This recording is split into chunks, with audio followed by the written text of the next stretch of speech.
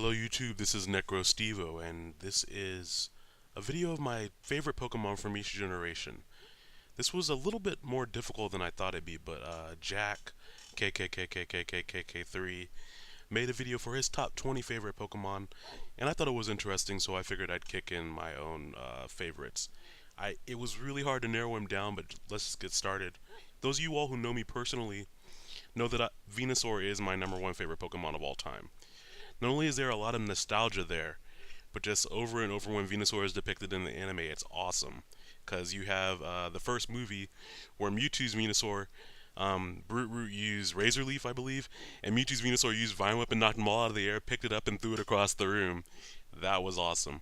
And then you have other depictions where I think it was an episode where Bulbasaur was trying not to evolve, and one Venusaur had like 100, 200 Vine Whips going on to grab all the Ivysaurs to stop him from getting sucked into Team Rocket's machine. Pretty awesome. Not to mention his stat spread allows him to take hits while maintaining decent offensive presence. Excellent. Second gen we have Hitmontop, which I recall that I got Hitmontop completely by accident when I was playing through my gold version for the first time when I was younger. To get a Hitmontop, of course, your Tyrogue has to have equal attack and defense stats when it levels up at level 20. And I just so happened to get one because I didn't realize, that's how you get a Hitmontop.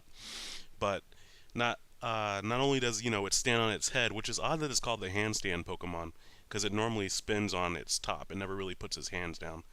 Anyways, he is pretty much awesome in the competitive environment with the nice triple priority going on. And also, he doesn't need a celebrity like Hitmonchan and Bruce Lee. And Hitmonlee. He just is Hitmontop, and that's kind of awesome in its own right. Third generation. This one was very hard. It was between two Pokemon, and I went with Absol just because I've already done one starter. But Absol, for one, he has an awesome design. I just like his design. You don't get him until really, really late game in Ruby and Sapphire, but now he runs with the Super Luck ability. I've put a scope lens on that thing before and had to just run around getting critical hit sucker punches before. That is fun. But more than that, he can sense disasters.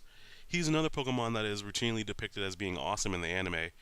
With just, I don't remember who uses it. It may have been Drew, I think, in the contest. But like him and Flygon, Absol using Razor Wind and then Flygon using Sandstorm, and then it's like this massive whirlwind coming towards Maine just to kick her butt. Kind of awesome. And the fact that he can predict disasters, and he's known as a Doombringer, where he's just really trying to come in and say, hey, I'm trying to help you all out, and then everyone throws rocks at him to make him keep stuff away when he's just trying to help. And you can't really hurt it. It does help that he has a lifespan of about 100 years, so that'll give him some time to nurse those wounds. Fourth gen, we have Porygon Z. I have really always liked the Porygon series, all the way back to first gen, where you had to go and get 9999 coins, and since you could only buy them in increments of 50 or 100, you'd have to go and spend coins so that when you bought them again, it would only put you at 99. That aside, though, Porygon Z is awesome because he was completely unauthorized. If you look at the place you get the dubious disc to evolve him, number one is the dubious disc, which means that's a little bit strange. It's not supposed to have this upgrade, and then you get it while you're in some weird headquarters.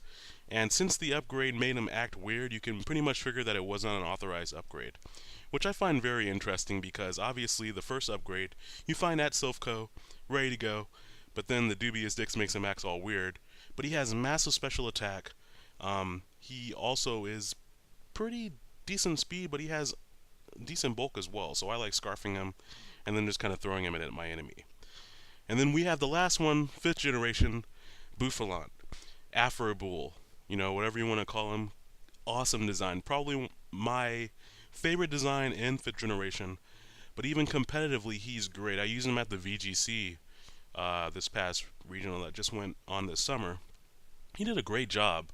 And I hate that they changed the name of his signature move from Afro Break to Head Charge.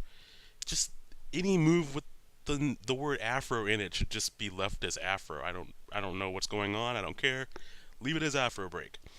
But the fact that he can do just as much damage as Double Edge and take less recoil is awesome. Plus he routinely lives attacks because of that Wonderful head of hair. Just great. And then, he has a little bit of bling on the side there with the two gold bands on either side of his horns. Kind of awesome. And I know this video was random, but I wanted to respond to Jack's video. And now you guys know my top 5, my top Pokemon for each generation. If you all enjoyed this, one day I'll come back and do my top, I don't know, 5 or 10 for each generation. Because I have random reasons for liking everything. But anyways, that is the end of that. I hope you all have a great day. Bye now.